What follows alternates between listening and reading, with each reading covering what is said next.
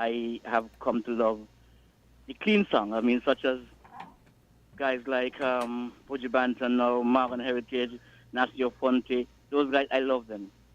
Now, one of the things that I think is that it started here, and we had an artist, um, Kushal Banki. Then we had this guy who actually got this tragic death. Um, and all local artists are not exposed to the international scene and to the international drafters. When I say the international drafters, I can remember the first year Popcorn. Popcorn is the biggest thing now in music. And I can remember the first year that Popcorn came here. I walk out of the park because Popcorn for me was just nothing to look at. But looking at him today, he has grown. And that's shown because some artist or some producer has taken him in their hand, and said, let's work with him. And that's what we need to do. It's like how we have this music festival, and you are paying these guys to come and sing in music festival. Yes, it might have been another 5, 10, 15, $20,000 more. But we should have been able to get those guys to go to the school with the kids and say, look, you don't have to be vulgar in dance as people look at it. Because I came from the same background like you. I came from nothing. I hear where I come from, nothing. And I am a big artist today. So encourage those guys to go to the school, speak to the children them, so that they can open up their appetite. And in that way, what we need to do is that got our little competition among the schools. We could have our own school music festival that could be organized, so you could see the talent of the youth. And when we realize the talent of the youth start blossoming out, what we then need to do is to get some international art, invest in that international artist. Because if it doesn't have an international artist here who can help them, we need to bring in one. Forget about the money going out. You're going to spend that money going outside here to get something coming in. And if you could get an artist like Shaggy, an artist like maybe Bojo Banton, Morgan Heritage will probably live here. Get somebody like Grams Morgan, who everybody listen to say, look, I want you to run a workshop with these guys. Then eventually we might get kicked off with something here. Because here is Grams Morgan going to say, hey man, you got a youth from St. Kitts, and he good. And I'm getting a show tomorrow in London. Let me sponsor him a ticket so he could come up. He get exposure. And those are ways that artists grow from youth and come up. We can't wait until the guy reaches 30 and 40 and say, we're going to encourage him to go into that. Because it's music now, it's a big painting. It's nothing like before. And our artists, we have good artists that just comes up, dies out. We can get our artists to produce and hit the big stage just like Jamaica. Jamaica did it overnight. Yes, you hear about Bob Marley, anybody hear about Jamaica. One person made the uprising for Jamaica. Peter Tosh and they made the uprising for Jamaica. And dancehall just come on and goes. I mean, you hear about dancehall, you hear about Jamaica. Right? So let us get our youth. Let us get somebody. I don't know where we're going to get them from. But whatsoever it takes, let us get the authorities, the government, to get some artists to come in to work with our kids, maybe once every term. And then if we follow up, we go on, and then we will hit the big stage. Because we are not worse than anybody else. Just that we are not pushing people, and we don't push our people much. So I am saying that you should have this program more. Everybody call and tell the government, look, I mean, youth and gender, sports in school, I mean, you have this, I don't even know which one was responsible for this, but the culture section. The culture section, you are not making nobody rich, You are not making nobody great. You are making your country great. Because when you could hear this artist come from St. Kitts, I mean, let us go back and let us look at Elimat and the GS Brass. Get little recognition today. And that whole team of Elimat and the GS Brass should have been already honored. Because when you go any part of the world, you hear people speaking about Elimat and the GS Brass. Byron Lee and the Jagonier had to go aside and Elimat and the GS Brass from St. Kitts. I am saying, we have to find some way to start pushing our own. Because if we don't do that, nobody will do it first. And we have to start now. We can't say we're going to wait. Have a nice day. All right, thank you so much. Okay. Kadim, would you like to comment on what the caller said? Well, not per se on the caller, but more so what we spoke on earlier. Okay. I'm not sure. Does the government have like a division for music? The local government, yeah. Well, we got the Ministry of Entertainment Entertainment and their and talent development. And talent development, yes. Yes. And I think they've been recently starting some work. I think the TV station is supposed to be launching soon, which is They just supposed to- completed some workshops as well. And Right. this will be separate from ZIZ. Yes, it will be Alright. separate from the Z, and it will be you'll be able to, once they get their Logistics sorted out, you'll be able to listen to, or watch the channel regionally and internationally. So that's a good way, and the caller kind of sparked an idea I had, but let me let you finish your thought. Yes. So I do, obviously, all these local artists here, right? They already have social media platforms that they do their own self-promotion when it comes to music and advertising themselves as a product. But the issue they're having, as you know, why Sister Sensia brought it up, is that they're not, the issue is they're having trouble to reach that regional and international market when it comes with their product, which is their music.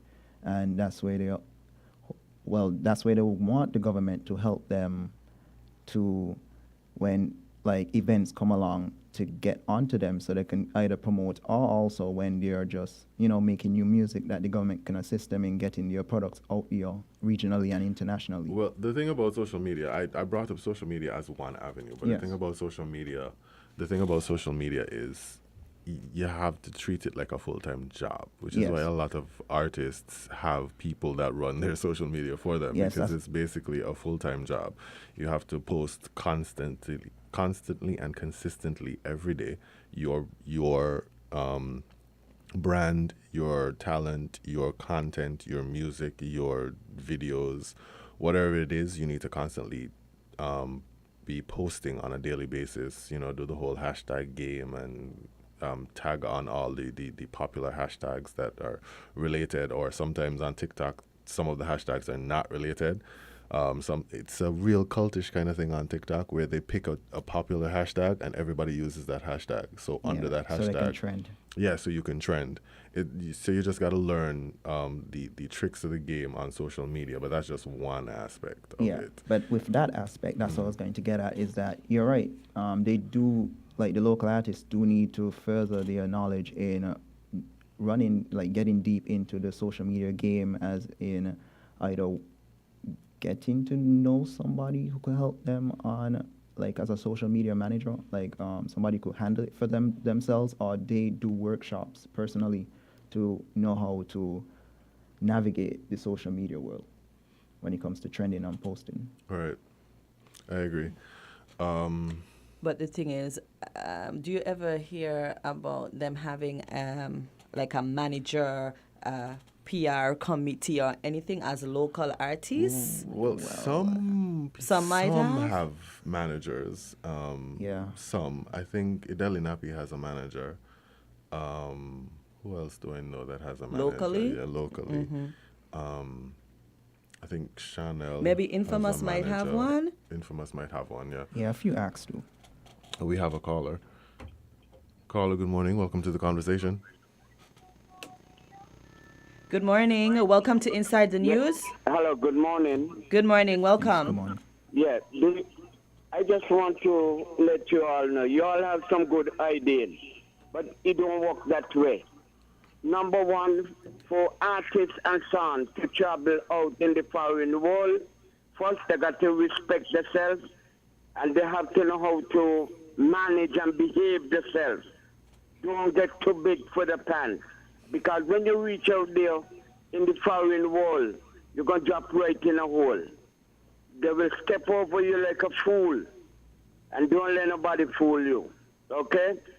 We have developed a lot of talent in thinking. and we think, but what we do, we don't got the behavior and the respect for what they choose to do as an artist. They get a little bit too big for the pants. And then when they reach out there, they get knocked out. Okay, so they got a long way to go. You understand me? So that is my little input.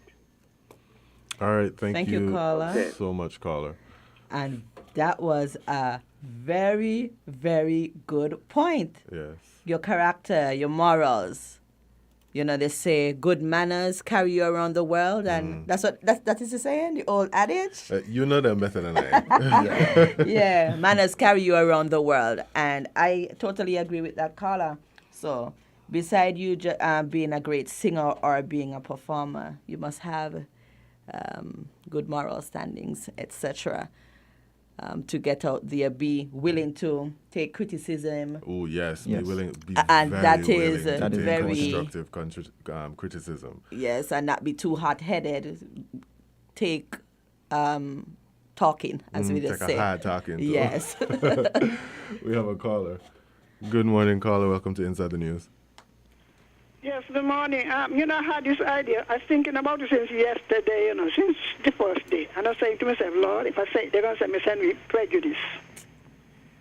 But I believe that a lot of our local artists need to develop better communication skills. They need to be taught how to do an interview. Well, we did mention that, you know, maybe a manager is needed, Yes. someone to... Yeah, but I mean, the person themselves, because some of them doing, what did they say, what? What? Yeah. You know what I mean? You know what I mean? That's exactly what I was saying, you know what I mean? That, you know, that thing irritate me. Nah, I mean, not, you know what I mean, you know. Nah, I mean. I mean, they can't You know, I help it. think- It's in their vernacular. But sometimes at the this manager point. can't help them, you know. So sometimes what they need to do is somebody who does language and communication and so. But you see, the thing with that is you have to be careful with that because you could get somebody to help them train with interviews. However, you can't exactly take the personality out of them because Yeah. if you totally get them, I understand limiting the amount of times you say you know what I mean or nah mean or whatever they say. However, it is a part of the vernacular. It's a Yeah. part of their persona. It's a part of Yeah. their stage presence and everything. but So if you you could travel limit in, it. You can could you make them limit look it. ignorant, But I don't think you sound should ignorant. completely take it out of their vernacular. You know, even Jamaicans, a lot of them can't speak a word of English because I studied in Jamaica. But they train them. So when you listen to the interviews, right? Yes. Yes. The difference in the interviews?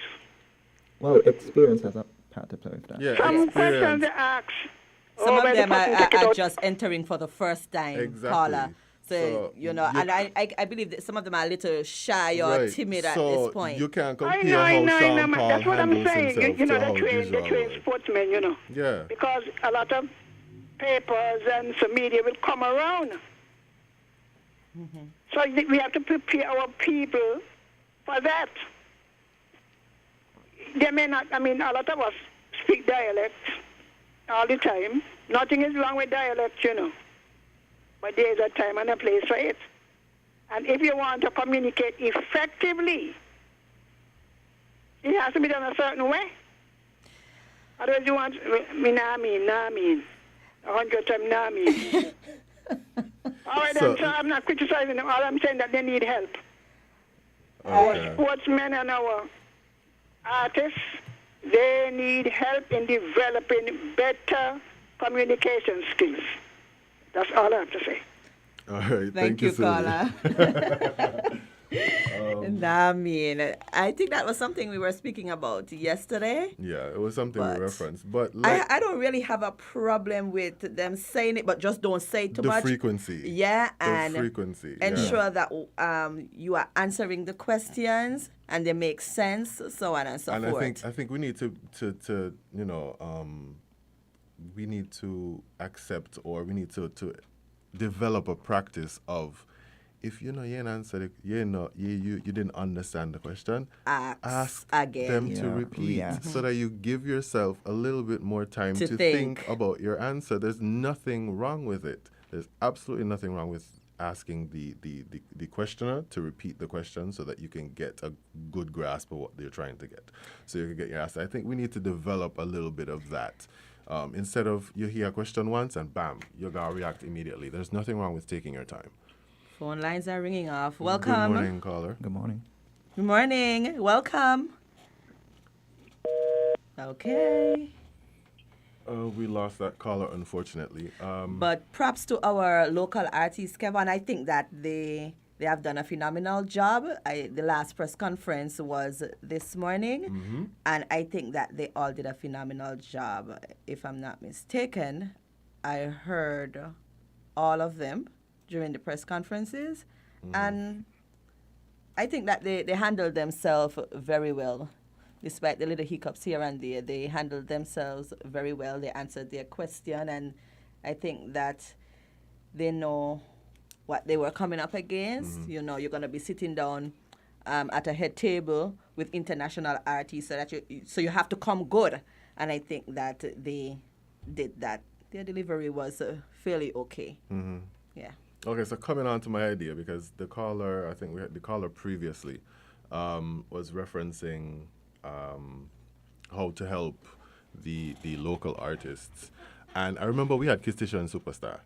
Oh, yes. Yeah, I remember that program. I remember that, Yes, we had Kistisha and Superstar. It was our version of American Idol or whatever the Yes, case it is. I think that was the first time I saw this guy, Vakil Herbert. You know, Vakil was sing with the Roots band, Pastor Bolan. Yeah. I think that was the first time I saw him. I think He was a winner, I believe. and I don't know if many people remember Charles Miller.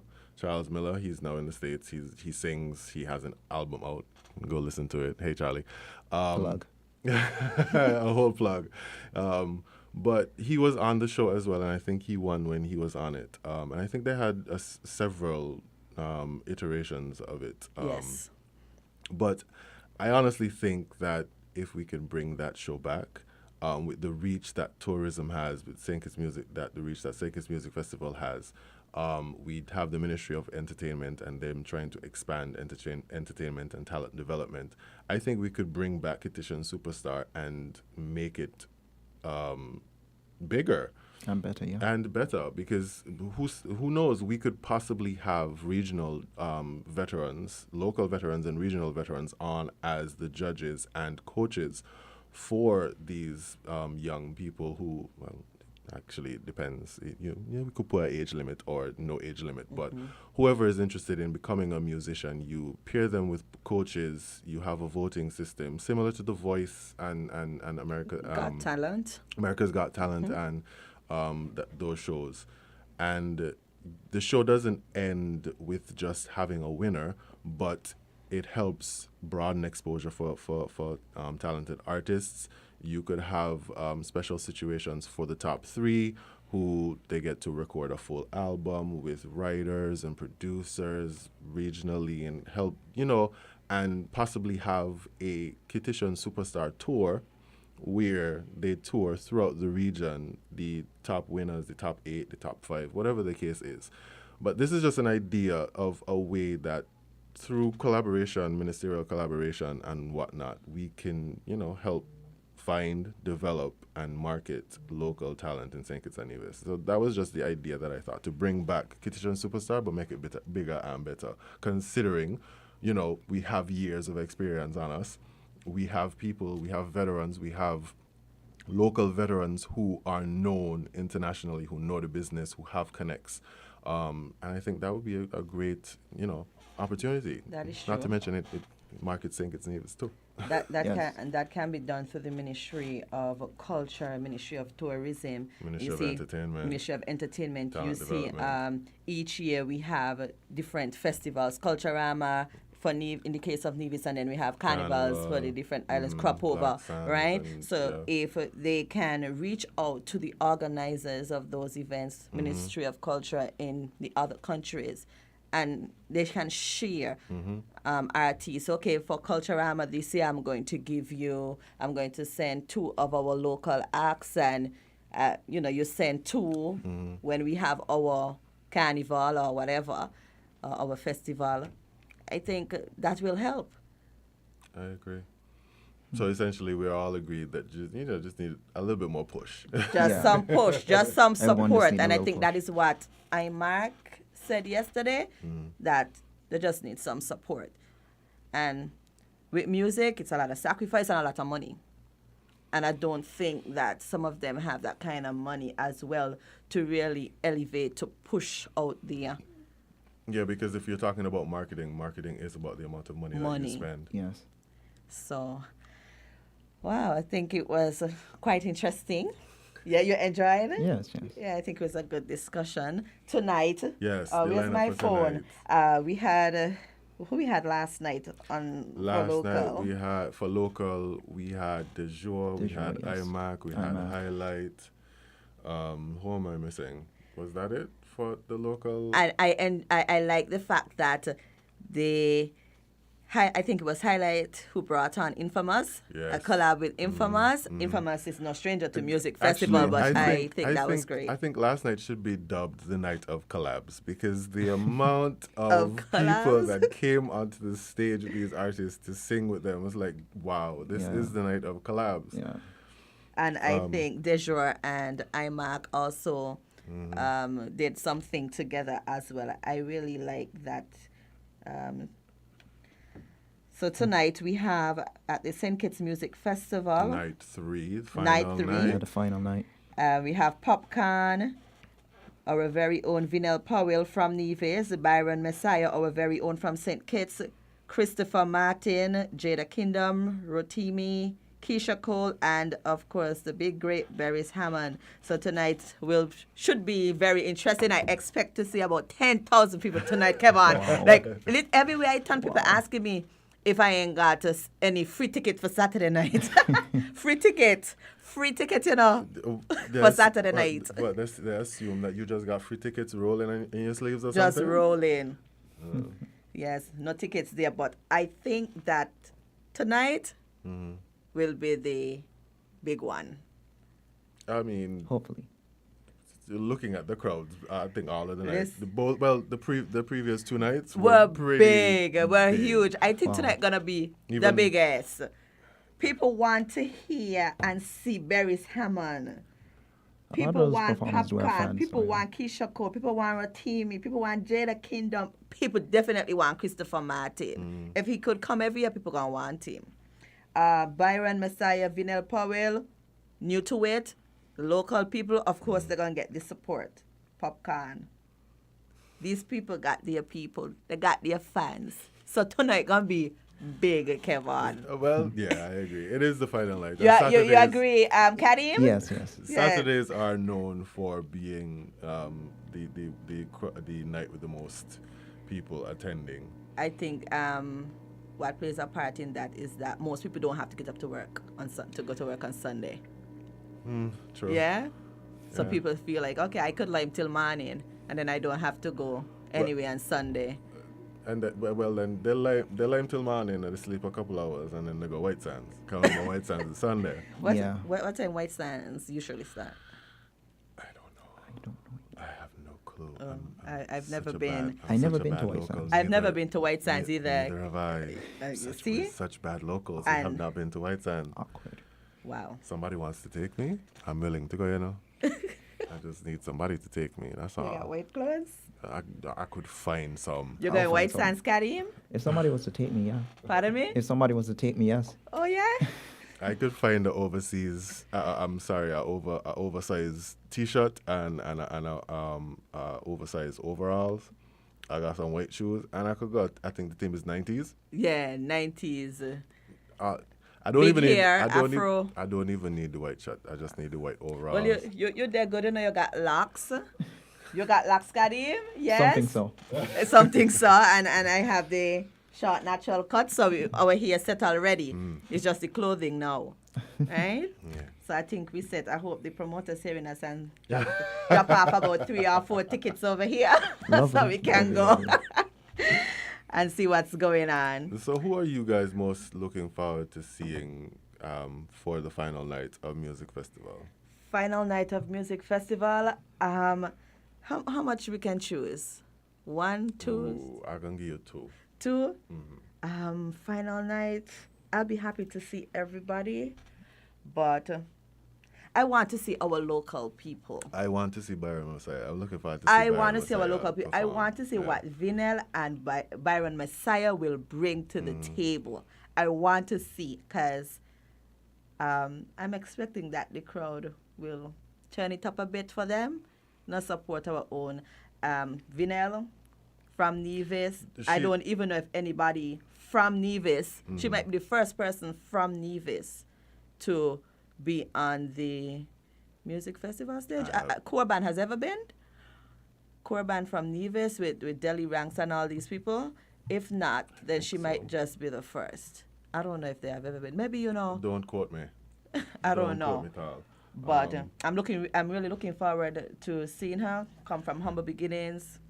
Her immediate family, they are all gone, and they're probably looking down on her and very proud. I'm not too worried about Vinyl because her live vocals have always been on point. On point. Like, on point. Yeah, that's speaking of live vocals, the Joe's vocals last night was on point too. Pristine. I think all of them did well last night. I think they did fantastic, and the crowd cooperated, they participated, and they turn up the place. Everything was nice and jiggy, Kevin. Everything was nice and jiggy. All right. We are now at the 12 o'clock hour here on WINNFM 98.9. We'll take a quick break for our headline news, and then we'll be back at 12:30 for the final hour of Inside the News here on WINNFM 98.9. I have been your host, Kevin Brown, joined by the lovely Yolanda Weeks, and I will be out leaving Kevin and Kadim to continue. Yeah. All right, so stay tuned for more.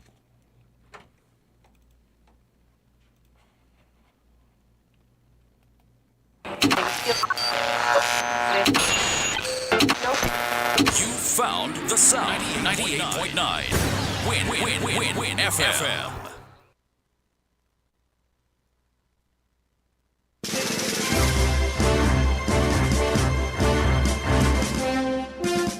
We now bring you the headline news. The headline news is brought to you by Caribbean Alliance, The Grange, KDP Enterprises, Carib Brewery, and National Bank.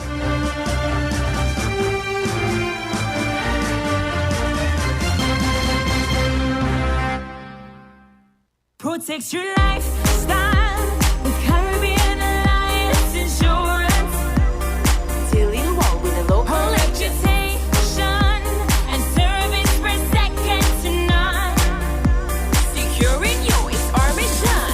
People that you can trust, your business, property, we got you covered. Motor or personal, whatever it is, we got you covered. 130 years in this business, we got you covered. For all your insurance needs, visit or call us at 465-2631 or 469-5303. Delia Walwyn, people you can trust. With over a century of perfection behind the Mackeson name, a smooth blend with perfect balance and richness, it's no wonder Mackeson Triple Stout has a legacy of perfection. Enjoy the world over. Introducing our new look with the same great taste. Mackeson. All hail the king. Please drink responsibly.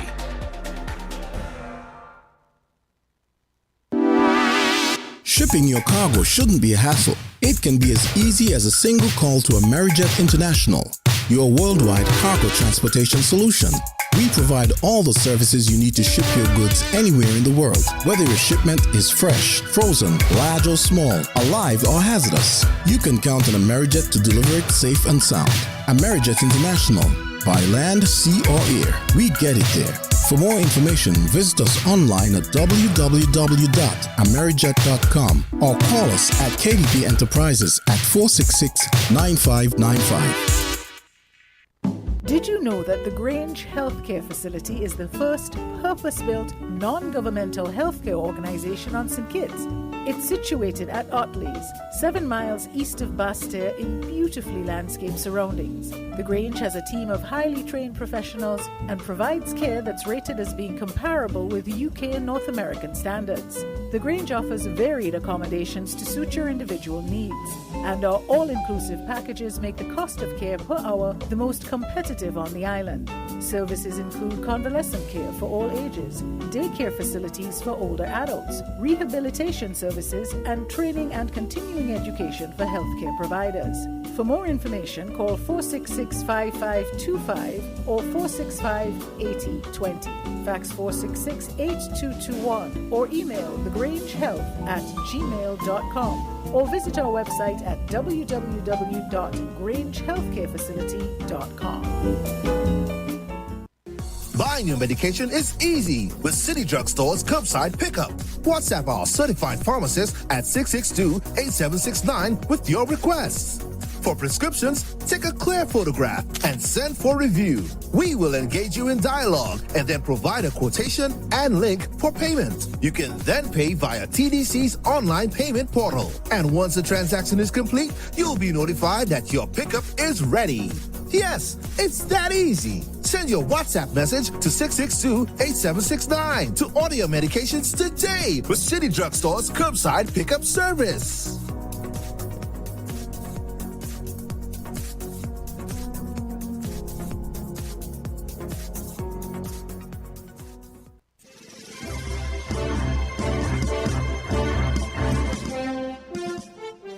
With the Win Headline News, I am Kevon Brown. And I am Yulana Weeks. Making the headlines. Sweet Sister Sensia suggests that international media should give local and international artists equal recognition. Jamaica's Kamina Johnson-Smith loses Commonwealth Secretary General bid. An oil spill in a village in Trinidad and Tobago has caused crop losses for farmers, irrigation issues, and has made some villagers ill. Internationally, defending Ukrainian troops will have to withdraw from the embattled city of Severodonetsk, the governor of Ukraine's Luhansk region has said after weeks of fierce fighting against Russian forces in the strategic city. Leaders of Commonwealth countries are wrapping up a meeting in Rwanda, but the host government has come under scrutiny for its human rights record, and a migrant deal with the United Kingdom has threatened to overshadow the meeting. Now, the details.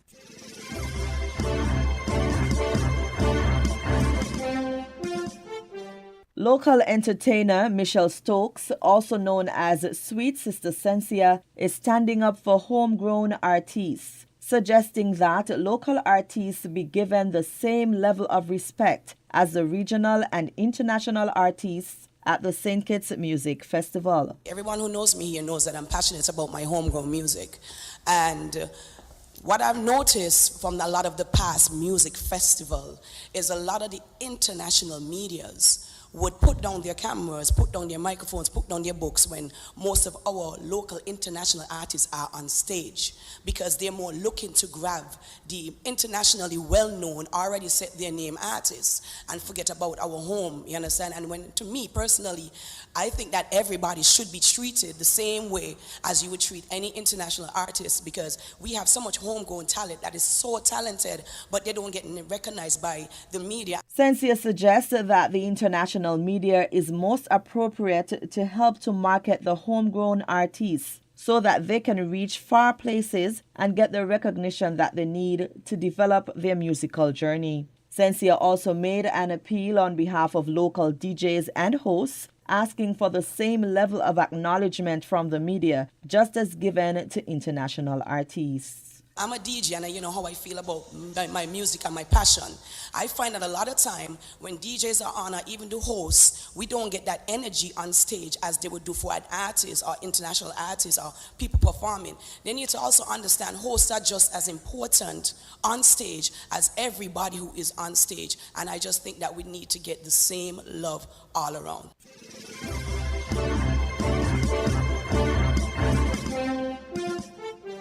The St. Kitts Music Festival tonight at 7 at the Kim Collins Athletic Stadium in Bird Rock, St. Kitts, after a 2-year hiatus caused by the COVID-19 pandemic. The St. Kitts Music Festival Committee is reminding patrons of the traffic management plan for this year's festival. The traffic will flow in one direction along the streets around the stadium, except Bird Rock Road, where traffic will be permitted to flow in both directions. Only emergency vehicles and vehicles transporting artists and performers will be permitted along the road immediately east of the stadium. General traffic will use the next street up. People who are only dropping off patrons will be allowed to do so by the space below KFC. No dropping off will be permitted beyond this point. Drivers will then turn right to continue on their journey back into town. Only shuttle buses, taxis, public service vehicles, and those with car passes for the stadium will be allowed to travel past KFC. On-street parking, especially on Bird Rock Road, will not be allowed. Two main public parking sites are the Paddock Playfield next to the Tucker Clark Primary School and Port Zante, eastern side of Sands Complex. Free shuttle service will be provided from 6 p.m. at 10 to 15 minute intervals to transport patrons nightly from these two parking sites at the Kim Collins Stadium. Parking in the stadium is for people with appropriate car passes. A portion of the road leading to the Port Authority will be reserved for public service vehicles only. Traffic signs will be positioned to indicate road closures and parking restrictions. Traffic wardens and police officers will be present to ensure parking is orderly and to enforce restrictions. A towing service will be on hand to assist in keeping the roads free of parking.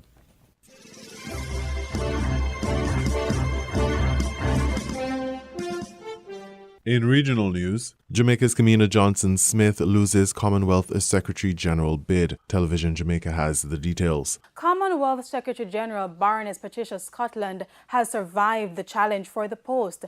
Preliminary data from the votes of the head of the Commonwealth revealed that Foreign Affairs Minister Kamina Johnson-Smith received 25 votes to 27 for the Baroness. The official results will be released later today. Now our reporter Janela Precious is in Kigali, Rwanda, covering the proceedings and filed this report.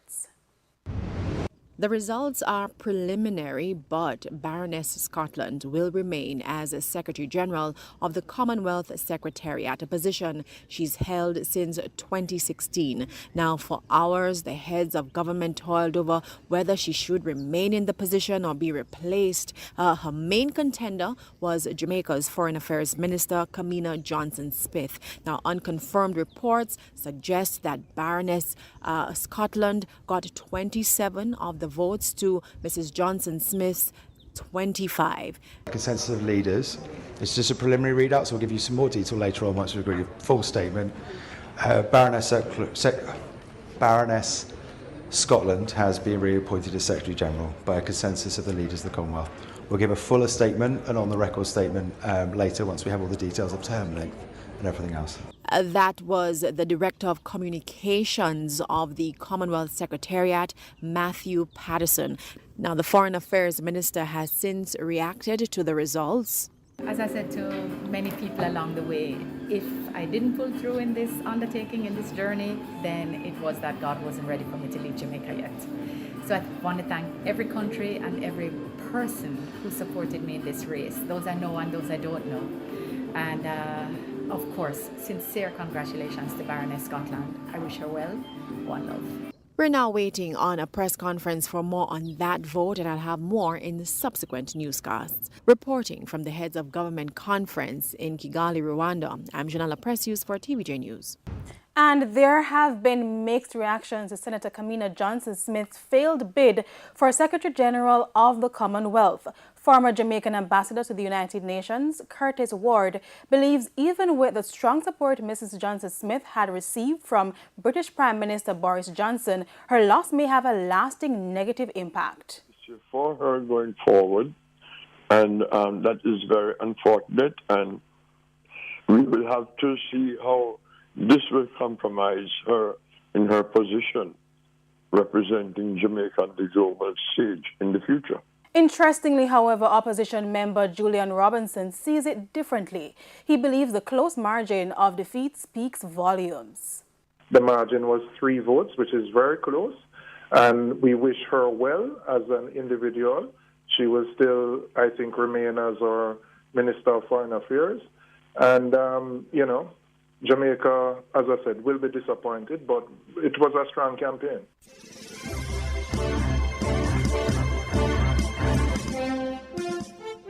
An oil spill in a village in Trinidad and Tobago has caused crop losses for farmers, irrigation issues, and has made some villagers ill. The Virgin Islands Consortium has that report. Villagers in Faizabad, Trinidad and Tobago are facing mounting health concerns after an oil spill began to make them ill.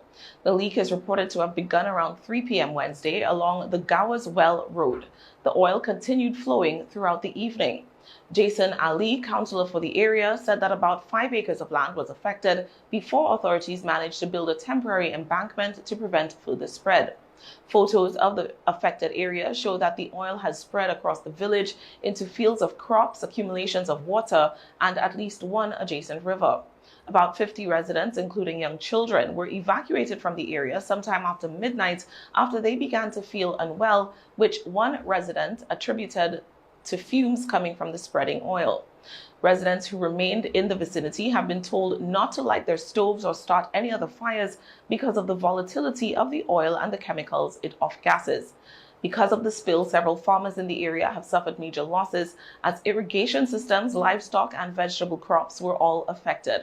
One farmer told the press that he lost a dasheen harvest as a result of the incident, while others, in an attempt to save the lives of their chickens and goats, were forced to let them loose so they could have a chance of escaping the deleterious effects of long-term exposure to the oil.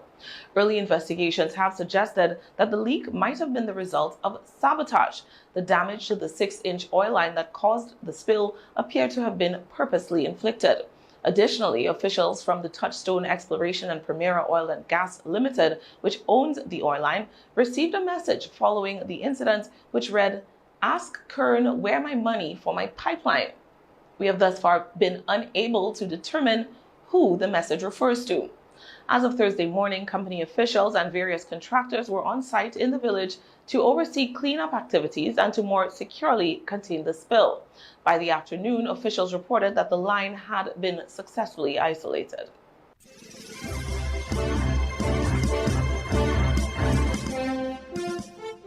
We now bring you these international reports.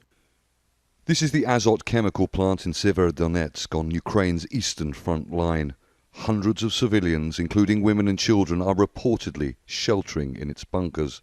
After suffering some of the heaviest fighting and most intense artillery bombardments since the war began 4 months ago, Ukrainian forces have begun retreating from the city. Unfortunately, our boys will have to be withdrawn, but there's no need to talk about so-called betrayal, as nobody's going to abandon them. No one will let the Russian forces surround them. Nearly every building in Severodonetsk is partially or completely destroyed. It's a similar situation in neighbouring Lysychansk. As the shelling gets heavier, the relocation of remaining civilians who want to leave gets more perilous by the day. There is reportedly no running water or electricity, but still some people refuse the offer of safe passage to the Ukrainian side. I'm only with my mother now. I do not want to leave. I think we need to endure a bit more and everything will be okay. The Ukrainian army released footage believed to have been shot at least a week ago, showing Ukrainian soldiers laying mines and then blowing up one of the 4 bridges connecting Severodonetsk with Lysychansk to the south, a tactical move to slow down the Russian advance. The Russian Ministry of Defense released a video it says shows Ukrainian soldiers taken prisoner in the nearby town of Zolote. These Ukrainian military vehicles are heading south from Lysychansk, but Russian forces are shelling the main road out in an effort to cut off a major supply and exit route for the Ukrainian army and civilian evacuees. Russian forces are pushing into Severodonetsk and towards neighbouring Lysychansk from the north, the east and the south. They also control large areas to the west. The regional governor says that Ukrainian forces are pulling back in what he describes as a tactical withdrawal. But the news suggests a potential defeat for the Ukrainian army in one of the last 2 cities in Lugansk region under their control. Charles Stratford, Al Jazeera, Kyiv.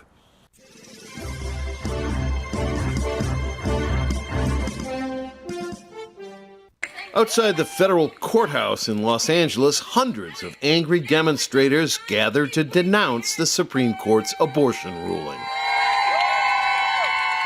It's going to take us backwards, and I think that it's barbaric. I think that it is arcane. I think it is archaic what is being allowed in this country under the premise of right-leaning, conservative, religious politics. I thought that the Republicans cared about the Constitution, but it seems that they're willing to move the goalposts to accommodate or expedite whatever they want. Across the country, anti-abortion forces cheered and Republican politicians crowed. When I ran for governor, I promised Oklahomans that I would sign every piece of pro-life legislation that hit my desk. And I am thrilled to have kept that promise. I'm proud to be called America's most pro-life governor. My body, my choice. Several states made most abortions illegal within hours of the ruling. Legal abortion supporters and politicians were distraught. My wife's in tears. My kids are incredibly distraught. My sister says, I thought the courts were there to protect our freedoms, not roll them back. When did the courts start rolling back our freedoms? California has some of the country's strongest laws protecting a woman's right to terminate her pregnancy. Private insurance plans and the state government healthcare system pay for abortions. Those laws, like others in mostly Democratic-leaning states, will not be affected. States, including California, will help women travel from states where the procedure is banned, says Governor Gavin Newsom. If you're from another state and you come into the state of California, we're not going to be asking for your ID. A new survey by the University of California indicates that soon as many as 16,000 women may be coming to California to terminate their pregnancies. That could put a severe strain on the state's system of more than 100 women's health care clinics. The right-wing dominated Supreme Court may not be finished in its efforts to roll back previous rulings. One member of the court wrote that it should begin to reconsider laws allowing contraception, sex outside of wedlock, and same-sex marriage. Rob Reynolds, Al Jazeera, Los Angeles.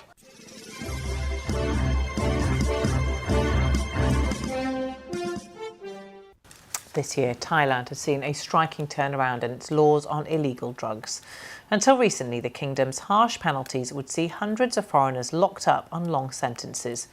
But now the government has completely legalised the use of marijuana, released thousands of prisoners, and, as our Southeast Asia correspondent Jonathan Head reports, sparked off a boom in weed-related businesses. The cannabis craze is sweeping Thailand. See how beautiful it is? The country's health minister, the architect of what's now one of the most liberal marijuana regimes anywhere in the world, being cheered by enthusiastic locals who hope that this green gold will bring them new wealth. It is an astonishing turnaround for a country that still has some of the toughest punishments for drug use. We have already destigmatized these products from being narcotic. People, when they have access to this cannabis industry, they will not go to the dark side. They will only focus on how to make a better living. Already, cannabis is being offered in a mind-blowing variety of forms. The official view is that this should all be for medical or therapeutic purposes. That's what the government is promoting to tourists. They want people coming to Thailand to get well, not high. In practice, though, the new law makes pretty much anything from the marijuana plant, however potent, legal. I am happy, really happy. Now villagers like us can grow it legally. We no longer have to hide. Even what's perhaps Thailand's most famous product, its cooking, has been caught up in the craze. It's actually an old tradition here of putting marijuana into quite a few recipes, including the dishes in front of me here, which the government would like to tap into as it pursues its goal of turning Thailand into a marijuana hub. But can it do that without an explosion in recreational use, something the government doesn't want to happen? Any doubt that it can? So what happens in here, Nan? We're mostly focusing on CBD flower strain, so we're Nan Chitchop is a marijuana enthusiast. super exciting. Today is such a big win, I think, for all stoners in Thailand. She's also the daughter of a powerful local politician who's backing cannabis cultivation in this poor rural region of Thailand. Nan plans to help local farmers with her know-how. She's not convinced that the government's focus on medical use is realistic. We all know from studying other markets that recreational is where the money's at. So I think this is a good step towards that if we're really thinking of this as an actual economic crop. Even though the government says it's strictly for medical purposes, it's not for recreational. I hope that they see the potential economics of it, and hopefully that will aid with the legalization of recreational use. This really feels like a new age for Thailand. Just a month ago, possessing this much marijuana might have got you 15 years in jail. Today, anyone can cash in on the weed bonanza, and with just a few restrictions, enjoy consuming it too. Jonathan Head, BBC News, Buriram, Thailand.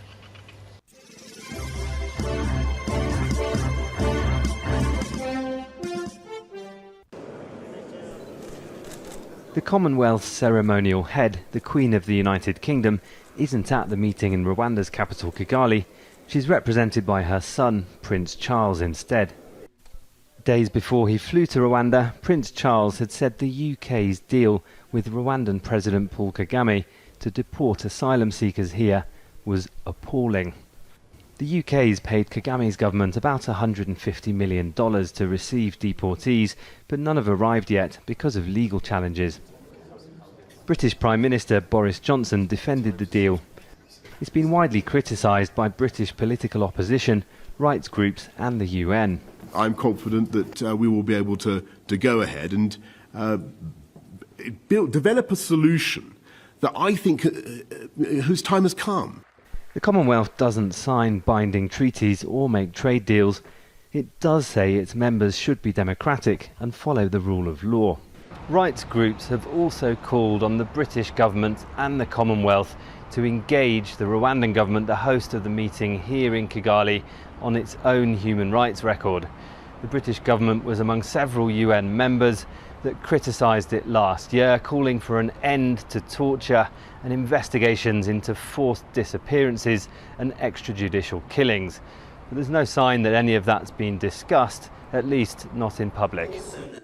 Human rights have been discussed in some of the sidebar meetings, which are open to delegates from Commonwealth countries.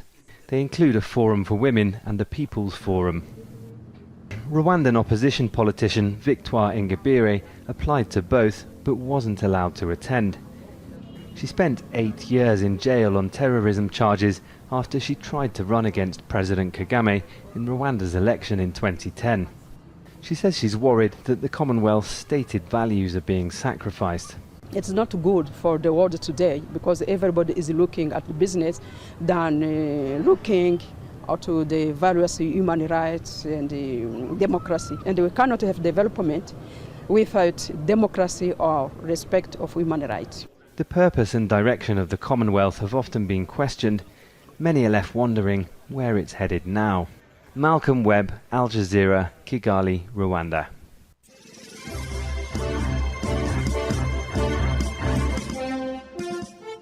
You were listening to the WINNFM Headline News on 98.9. Our top stories were: Sweet Sister Sensia suggests that international media should give local and international artists equal recognition. Jamaica's Kamina Johnson-Smith loses Commonwealth Secretary General bid, An oil spill in a village in Trinidad and Tobago has caused crop losses for farmers, irrigation issues, and has made some villagers ill. Internationally, defending Ukrainian troops will have to withdraw from the embattled city of Severodonetsk, the governor of Ukraine's Luhansk region has said, after weeks of fierce fighting against Russian forces in the strategic city. Leaders of Commonwealth countries are wrapping up a meeting in Rwanda, but the host government has come under scrutiny for its human rights record, and a migrant deal with the United Kingdom has threatened to overshadow the meeting. Thank you for listening.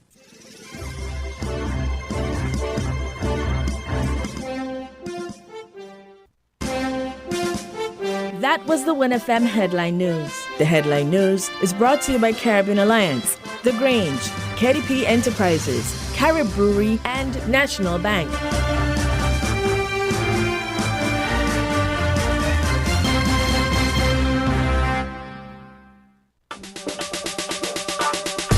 Shopping with TDC just got much easier. Here's how. Log on to shoptdcgroup.com. Shop at your convenience at any time, from anywhere, with your smartphone, tablet, or computer. With our safe and secure payment checkout, you choose the option to pick up in-store or have your goods delivered right to your door. It's that easy. Shop tdcgroup.com, your one-stop online store.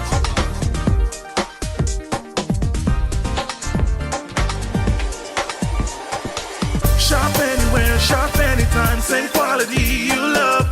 Now online. Shop www.shoptdcgroup.com.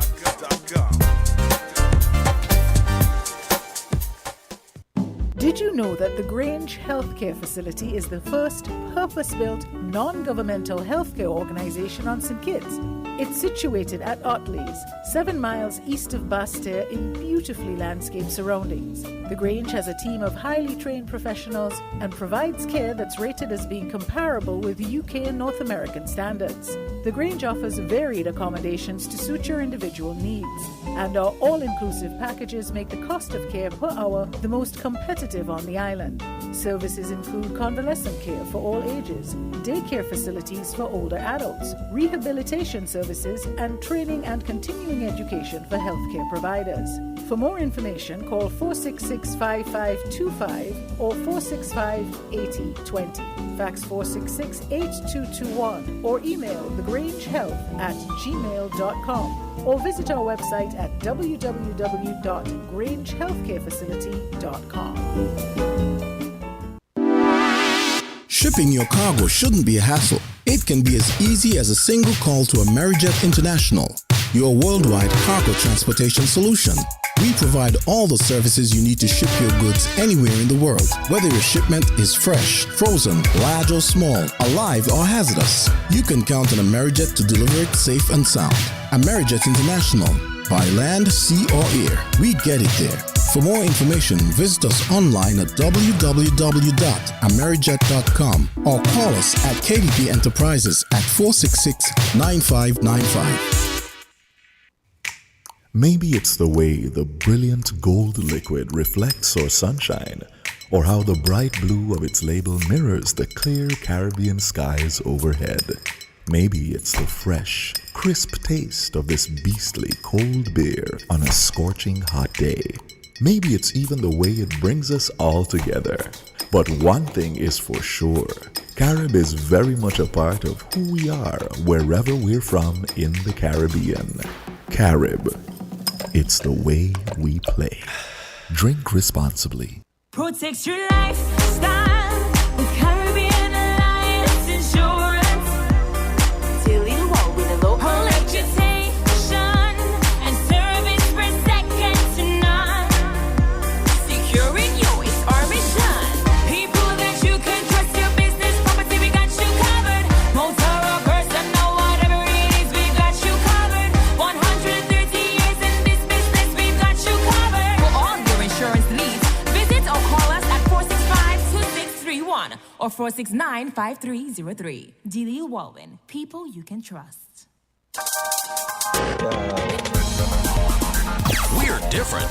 We're 98.9. 98.9. Win FM.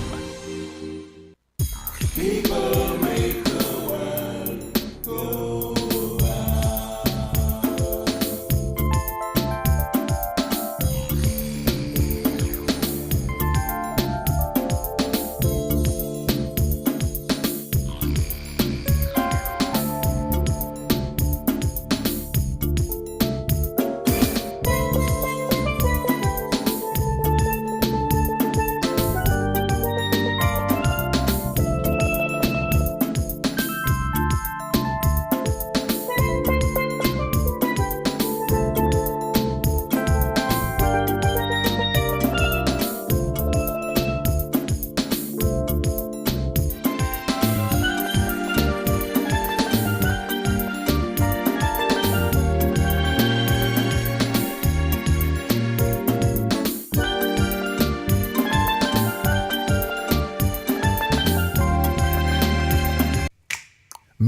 it's the way the brilliant gold liquid reflects our sunshine, or how the bright blue of its label mirrors the clear Caribbean skies overhead. Maybe it's the fresh, crisp taste of this beastly cold beer on a scorching hot day. Maybe it's even the way it brings us all together. But one thing is for sure, Carib is very much a part of who we are wherever we're from in the Caribbean. Carib, it's the way we play. Drink responsibly. Nature has its natural course, and there's nothing we can do about that. Right? Well, you're wrong. Let TDC Insurance help you when nature strikes by rebuilding your damaged property and getting you back on your feet in no time. This is why you need to ensure your property investment is fully covered with insurance from TDCIC. We've got your back. Visit us on the corner of West Independence, Square Street and Bank Street. TDC Insurance Company, guaranteeing you peace of mind. People make the world go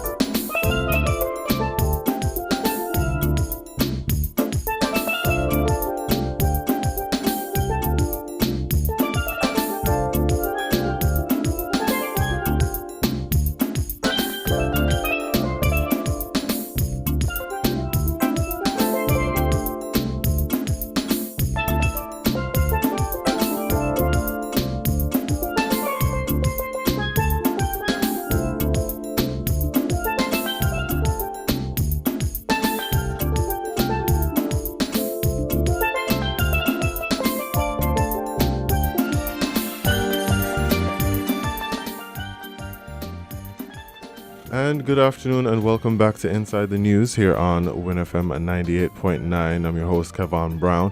Thank you so much for tuning in with us. Welcome back to the show.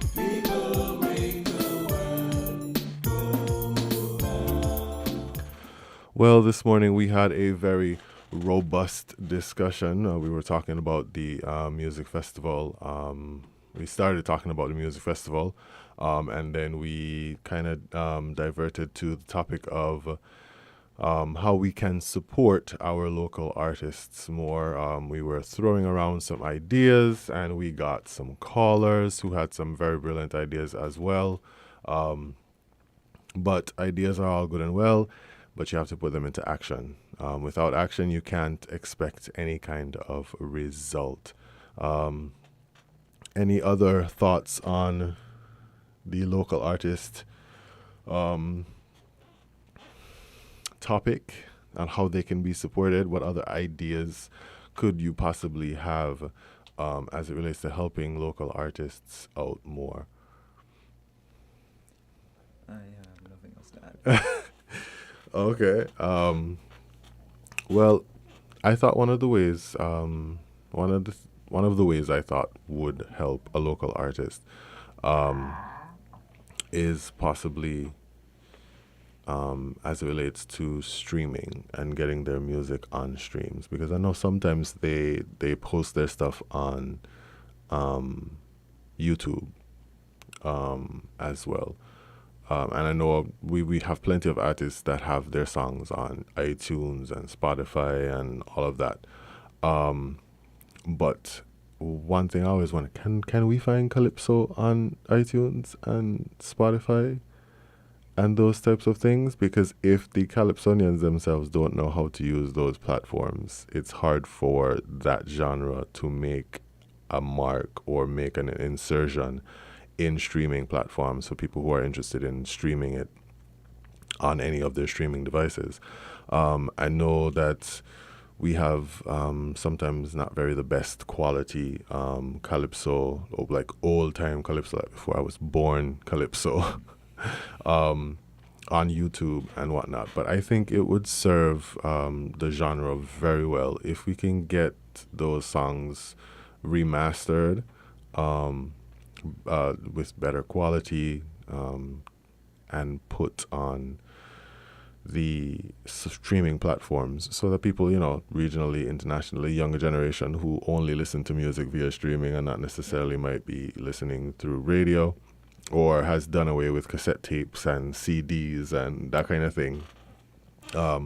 We still have some people out there who like cassette tapes, because the cassette, well, it's true, the cassette tape has a certain sound quality. It's the same thing with vinyl. Vinyl has a certain sound quality that people find soothing, or that people like to listen to. So we have those that, still prefer the very retro analog type of digesting music. But as technology gets more and more ingrained, and the older generation circulate, the cycle as it does,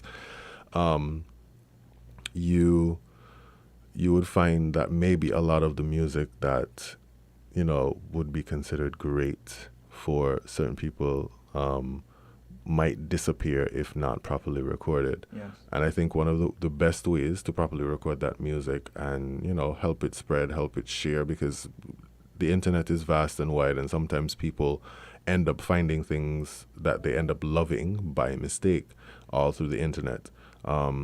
So I think a preservation, preserving the Calypsonians, remastering them, putting them on streams, getting the permission of who is in charge of the rights for that music, of course, but remastering it, putting it on stream so that people can, go back and listen to, the best of Calypso from back in the day. Yeah, go ahead. That's a good point, Kevon. Like, I always wonder when it comes to like Calypso.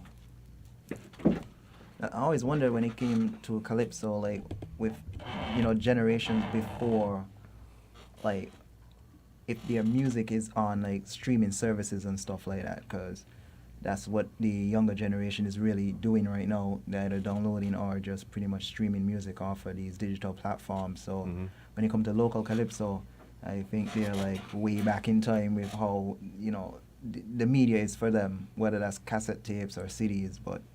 And yeah, definitely something needs to be done to preserve their media and, bring it up to times, with the current generation and how they consume music media. Right, because that's how I consume most of my music. I consume most of my music through streaming. Same here. And I don't just stream, the top 40s. I don't stream the thing that came out yesterday because I have absolutely no idea what came out yesterday.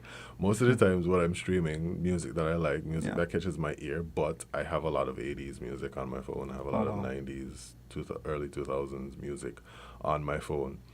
And those didn't start out digitally. Those were very much cassette tapes, CDs. But I can go back and find any song from when I was growing up. I'm a 90s baby. So from when I was growing up, I can go back and find any song on the streaming platform that I use. And I think that's a good way to preserve the music of Calypsonians and any of the other genres, secular genres within the Caribbean that could use a little bit more exposure in that medium, and maybe be a happy accident for somebody regionally or internationally that didn't know this song or this genre of music, and help them delve into it, because a lot of people, a lot of songs become popular by accident. Yes, it's a trend that I've witnessed and observed over the last 2 years, especially during the pandemic when people had nothing to do but be on the internet. Yeah. A lot of songs became popular on accident. It's just because it was popular. It caught a tune. It was a catchy tune or whatever the case may be. It was relatable, whatever the driving factor was. And people hopped on the bandwagon, and that literally skyrocketed some small artist's career on TikTok. Yeah, there are plenty of musicians and artists that have done that through streaming. So I think that's one of the ways we could not just for the now up and coming artists who are trying to make it in the field, who are trying to make it in the industry, not just locally, but regionally, internationally, but to help push some of the older artists, some of the less popular genres internationally, and push them out so that, we can get those people's names out there, their music, their style of writing, and probably influence, because I think right now Afrobeats are very popular. They inform a lot of it's very trending right now. They inform a lot of the music production that we see these days. So who knows, Calypsonian a calypso song might inspire the next trend. It's possible. We'll see. Well, you're here on Inside the News. We're going to take a quick break, but when we come back, we welcome any callers who has any input.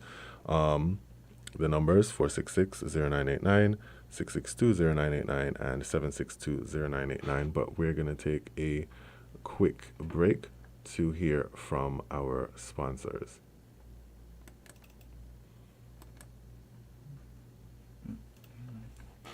With that, I ask a lot of that. And if I gave you one, TDC Financial Services, we're here for you to help you make your dreams come true. Whether your needs are big or small, we'll support you with it all. TDC Financial Services, we are strong. TDC Financial Services, this is where you belong. TDC Financial Services, where money is made easy. Maybe it's the way the brilliant gold liquid reflects or sunshine, or how the bright blue of its label mirrors the clear Caribbean skies overhead. Maybe it's the fresh, crisp taste of this beastly cold beer on a scorching hot day. Maybe it's even the way it brings us all together. But one thing is for sure, Carib is very much a part of who we are wherever we're from in the Caribbean. Carib, it's the way we play. Drink responsibly. People make the world go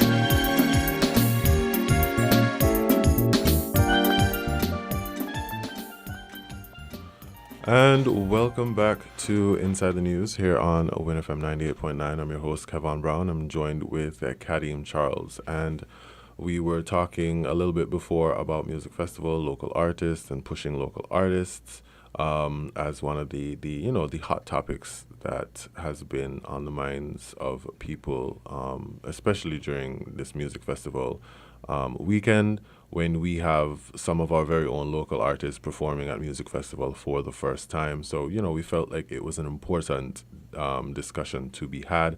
The St. Kitts Music Festival is, of course, one of the avenues that helps to market and push our local artists, because they get to share the stage with some veterans, people who are veterans in the industry, and hopefully they can use the opportunity to create a network of support, where, they can possibly interact with either the artists or someone from their team to, workshop, mentor, that kind of thing, as a way to help skyrocket their career outside of St. Kitts and Nevis. So yes, that was the topic we were speaking of. We're going to shift gears a little bit to another hot topic that's been hot regionally, and it's the Grenada elections. They had their election day. They went back to the polls. I think they went back to the polls like 9 months earlier than necessary, because the election was constitutionally due next March. They went back to the polls, and they elected a new prime minister in Mr.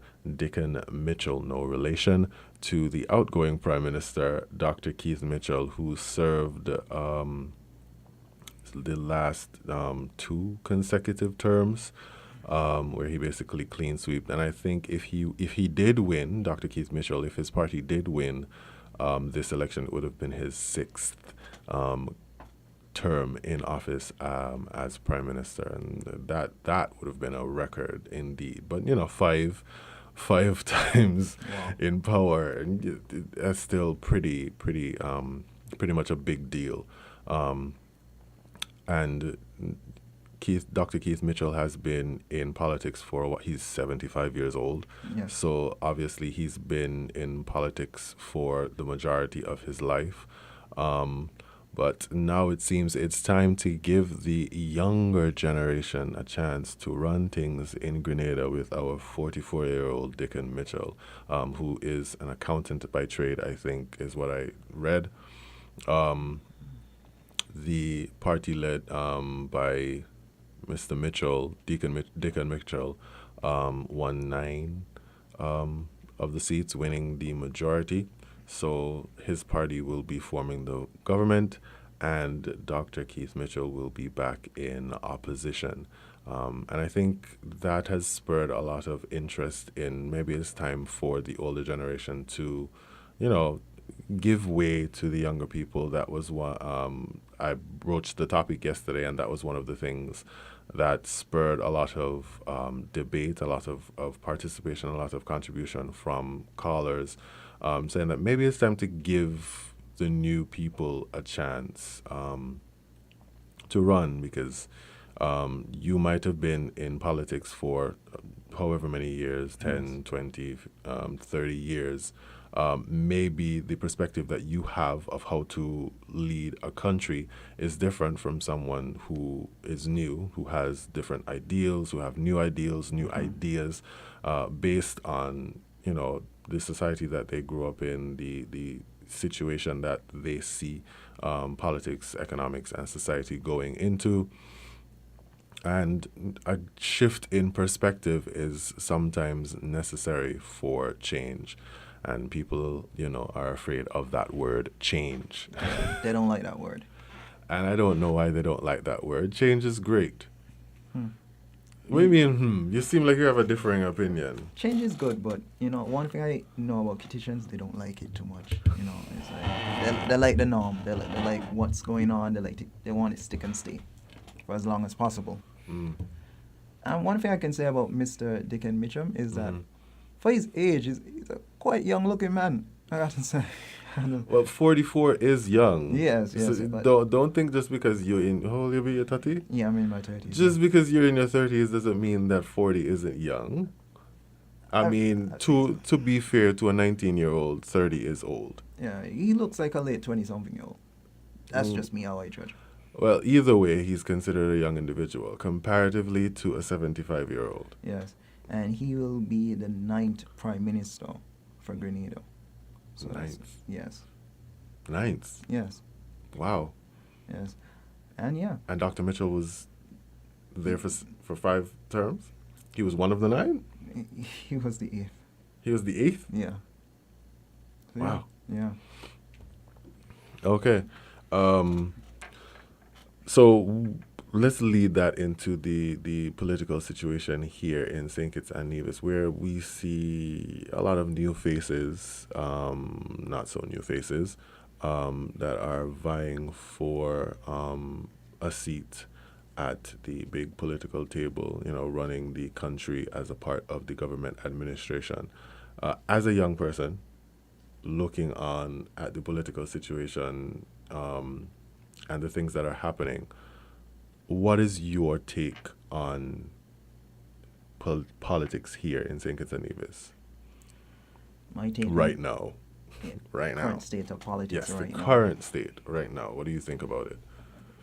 As you just mentioned, you talked earlier about being, when there are fresh people inside, like, spearheading their way into politics. And locally, we see that happening here as well, that pretty much, especially on St. Kitts, all the parties on St. Kitts have new people in them, and and some of them have some young fellows and ladies in there, and they're new, so they're, as you said earlier, their insight on how they will view to make changes if they get elected in their respective seats will be something of a fresh air, because they'll probably have new ways or new inputs to make changes.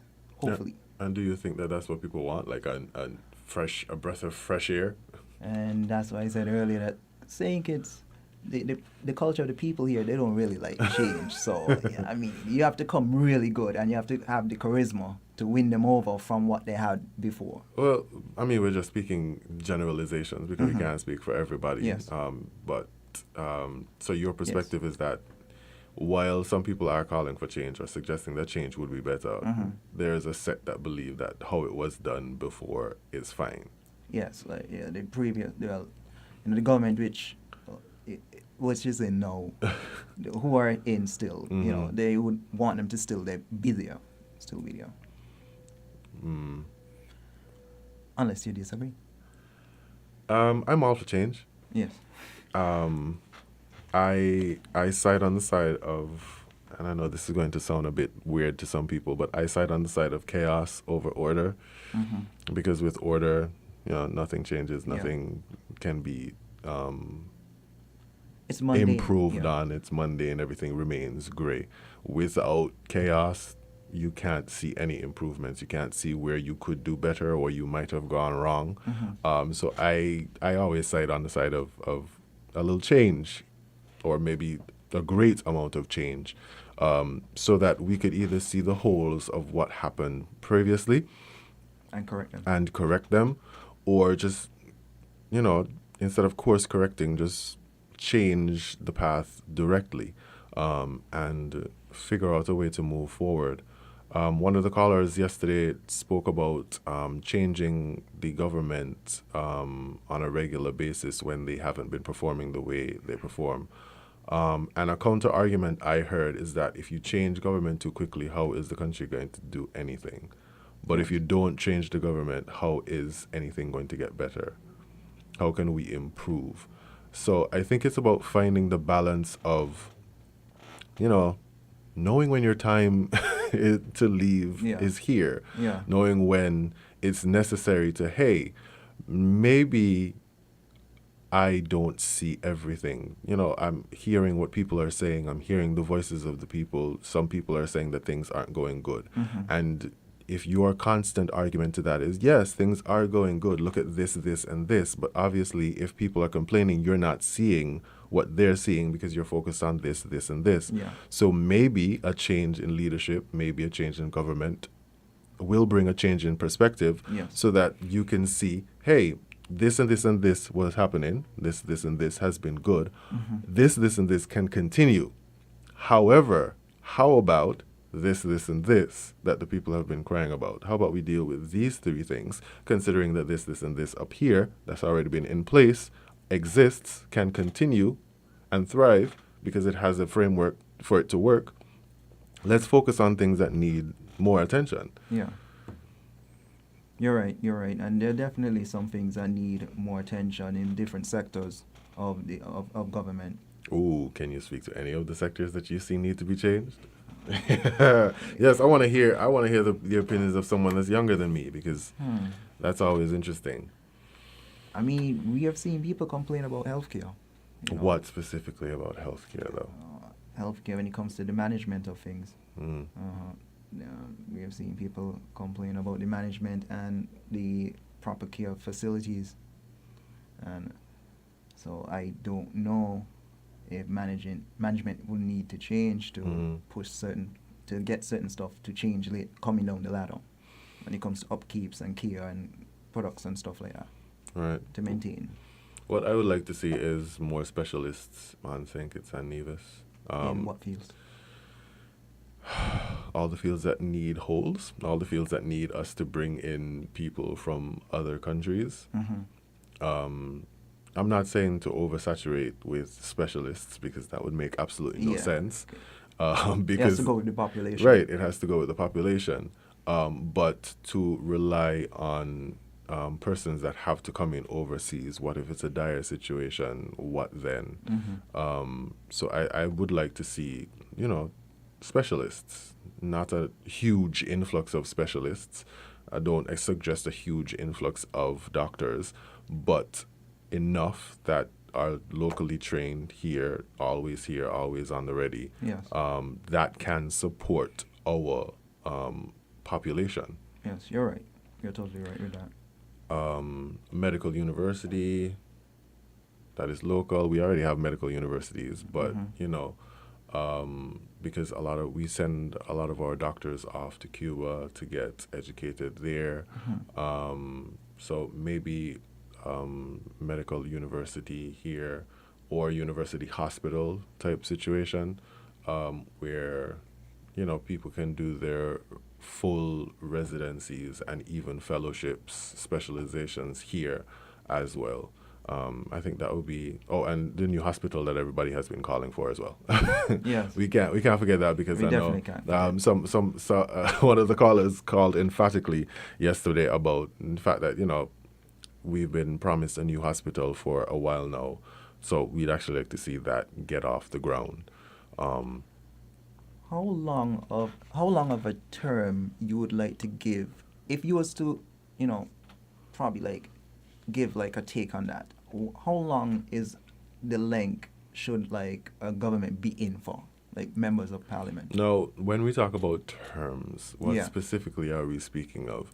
Are we speaking of how long a prime minister is prime minister, or how long representatives are representatives? I think representatives included with the prime minister. Like so all a term limit for all representatives. How long is the length for you would give them? Considering if you're for change to swap them out.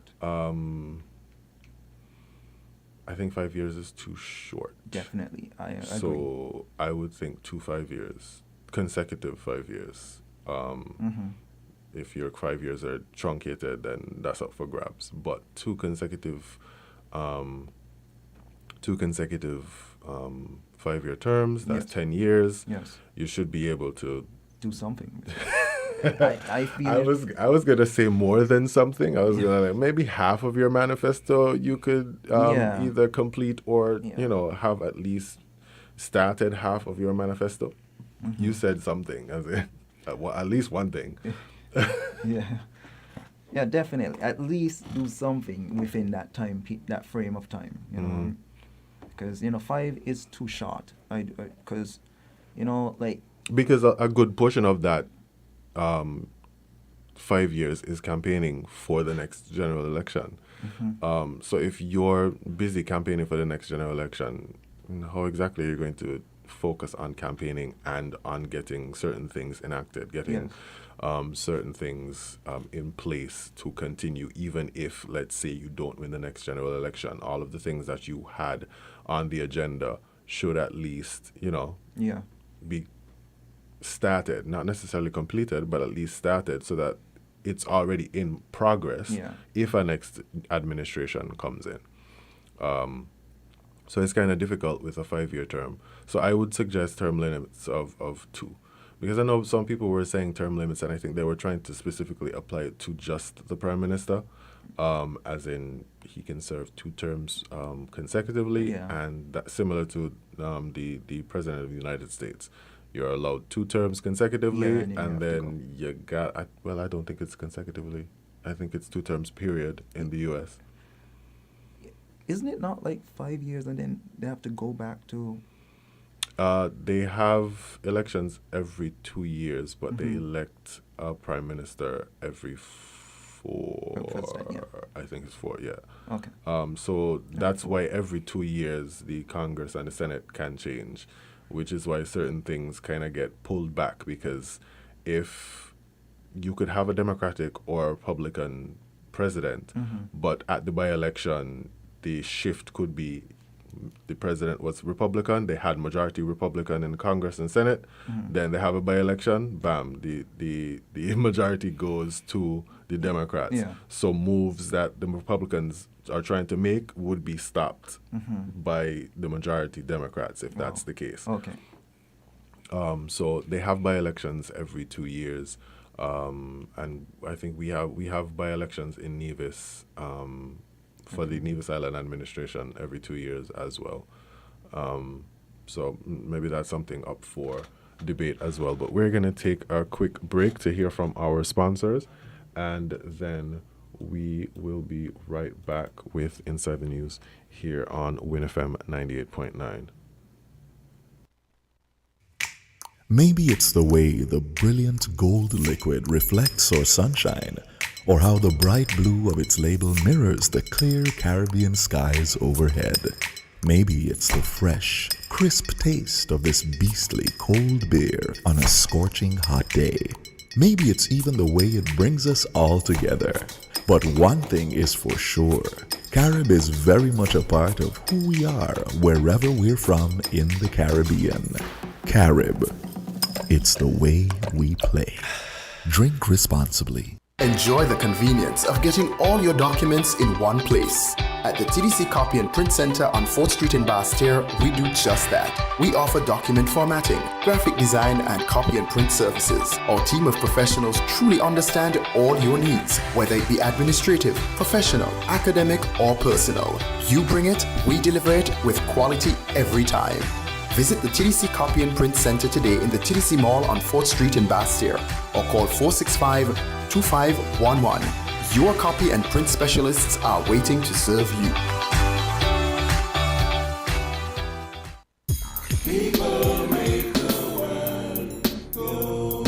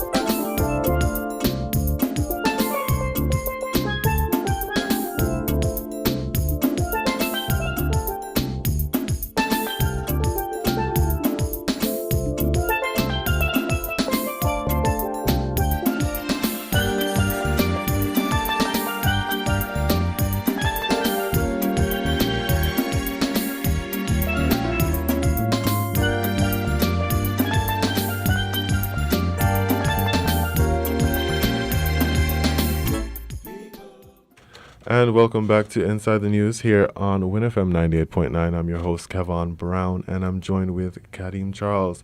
and we are just talking about some of the hot things that happened during the week. We spoke about music festival and all related topics on that, and then we divvied up and then we diverted to the Grenada elections and them voting in a new Prime Minister in 44-year-old Dickon Mitchell, and how the situation in Grenada not necessarily might be mirrored, but how it could inform what might be on the minds of people, as in the state of politics and what they would like to see, if they would like to see anything different. Well, we're going to get something different regardless. Yeah, yeah, that's for sure. Because the Team Unity administration isn't what it was for the previous 7 years. Yes. So the next administration, despite what anyone might think, will be different. It will be a new workup. How exactly it will happen is left to be seen. Yeah. We're still waiting for an election date.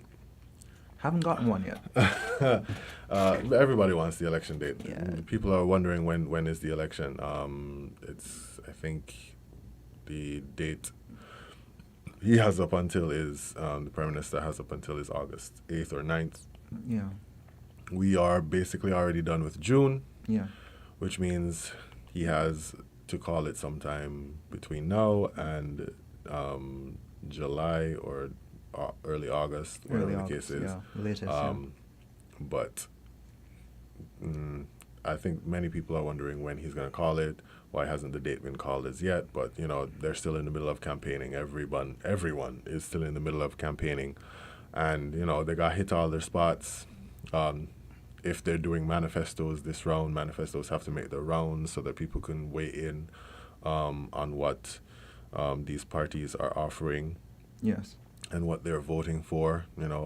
People need to know what they're voting for, especially anyone that might be up in the air about the political situation, up in the air about what they want to see in the future from a new administration coming in.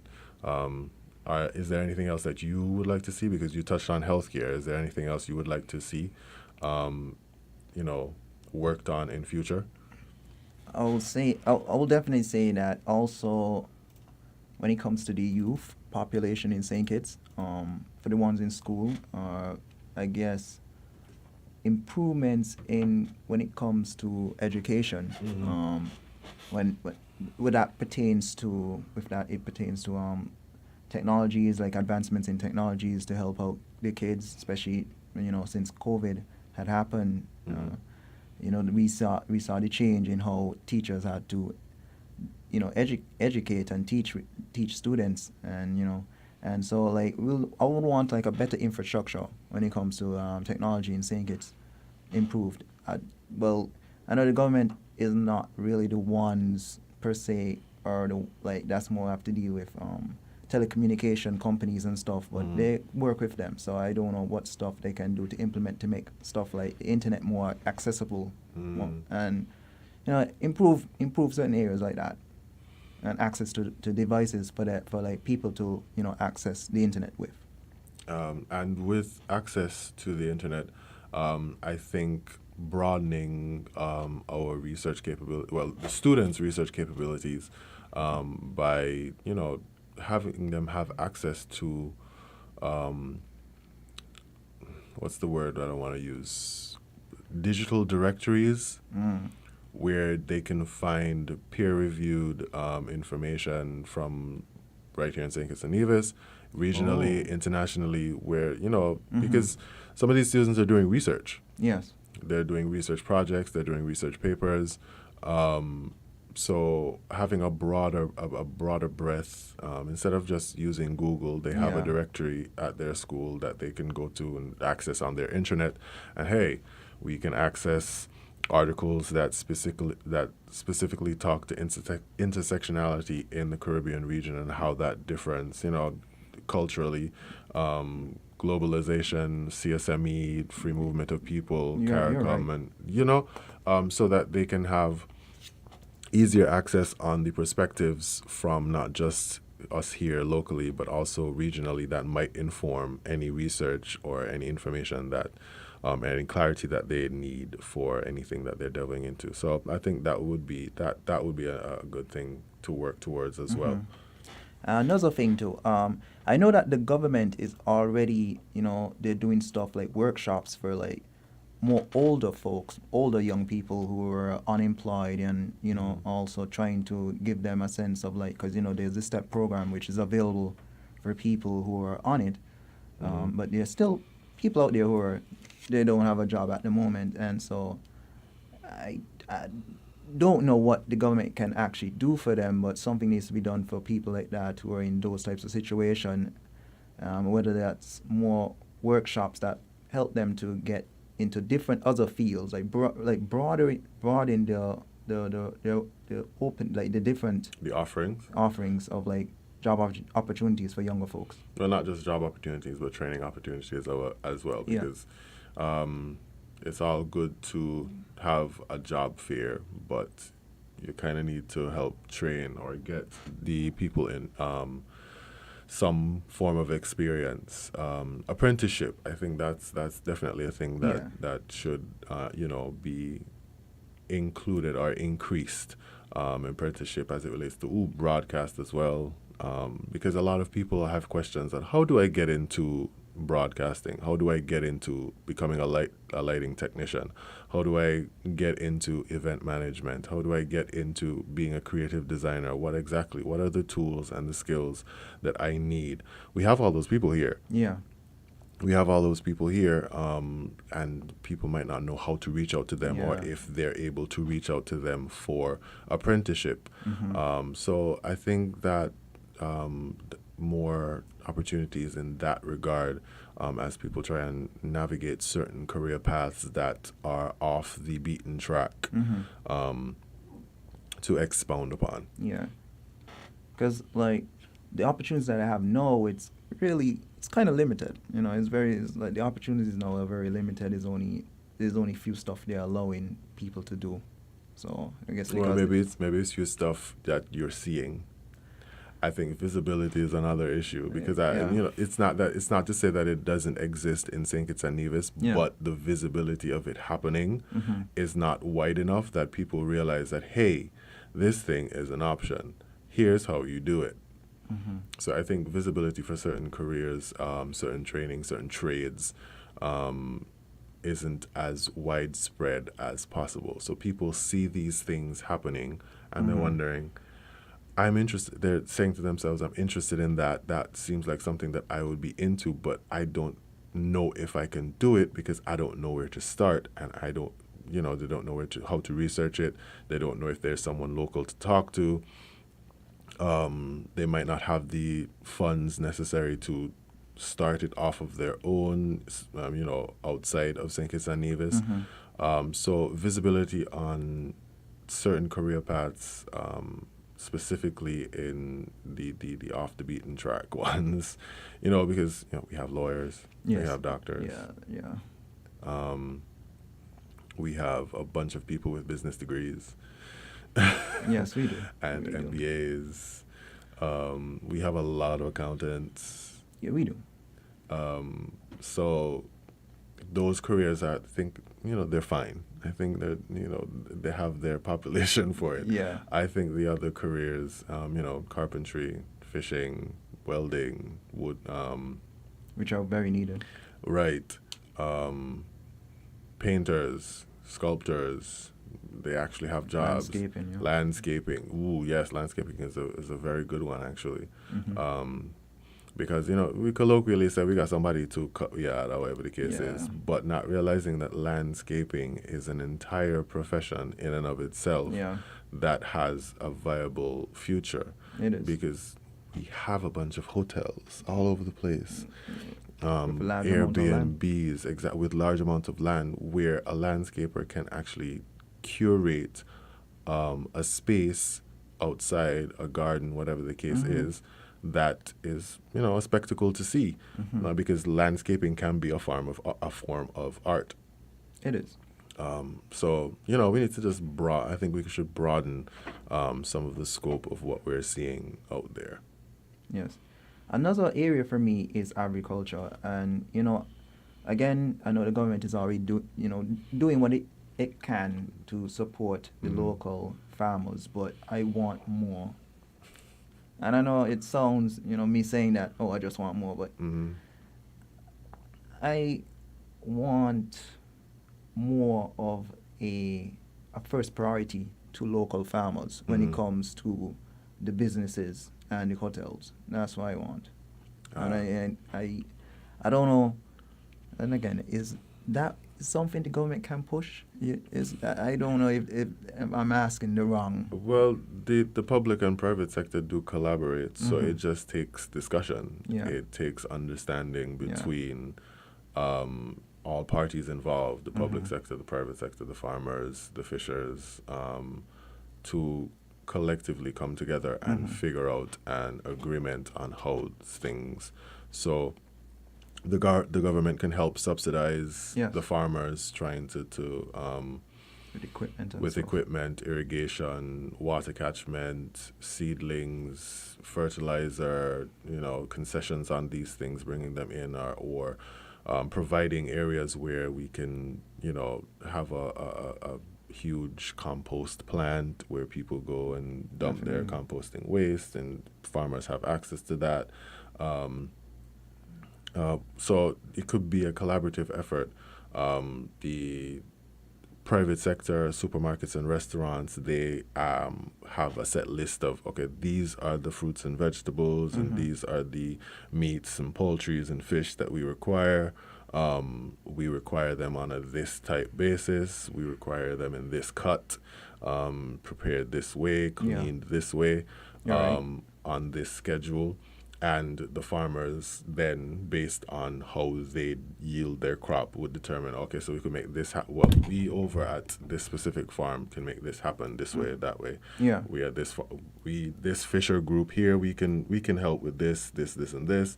So I think it's a collaborative effort where it's not just about talking, but it's the planning and execution of the planning with an emphasis on execution. Yes, it's so important.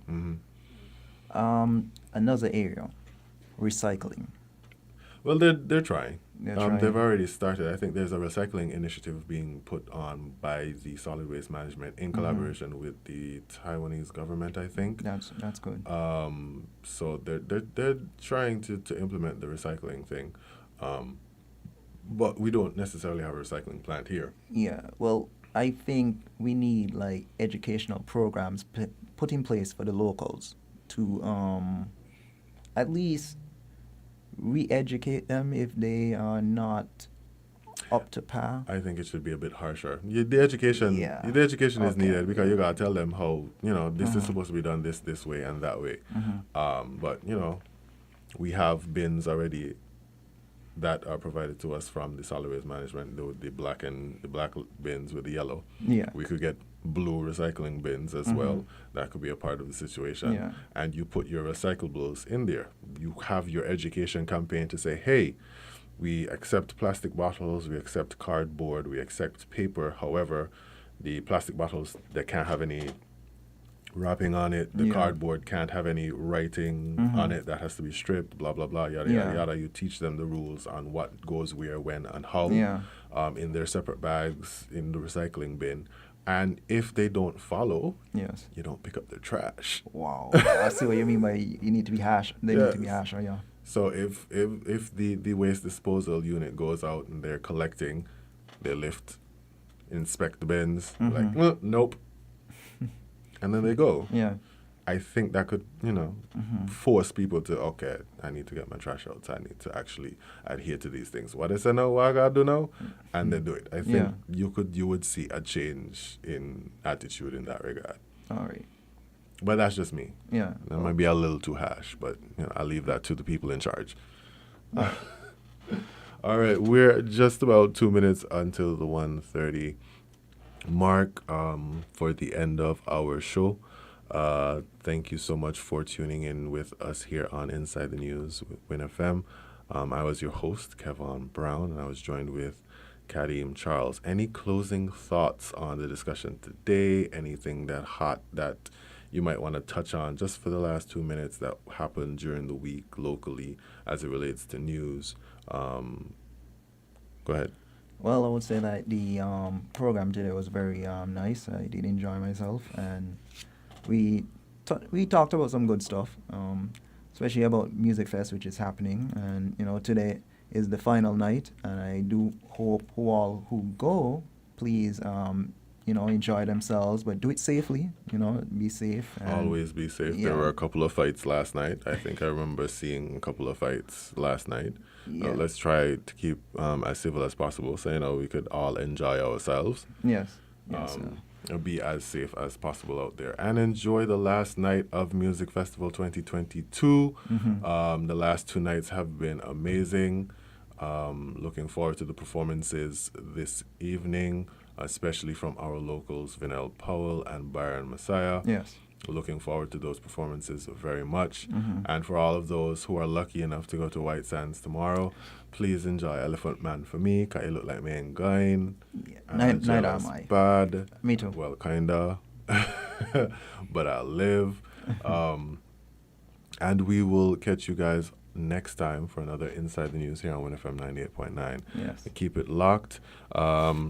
We have the news coming up later this evening at 6. Tomorrow we have the bench meeting with Kenneth Bob, and then Here He Now with Alonzo Alexander and Atiba Byron. So keep it locked here on WINNFM 98.9 for more of that good content. Stay tuned. Yeah. We're different. We're 98.9. 98.9. Win FM.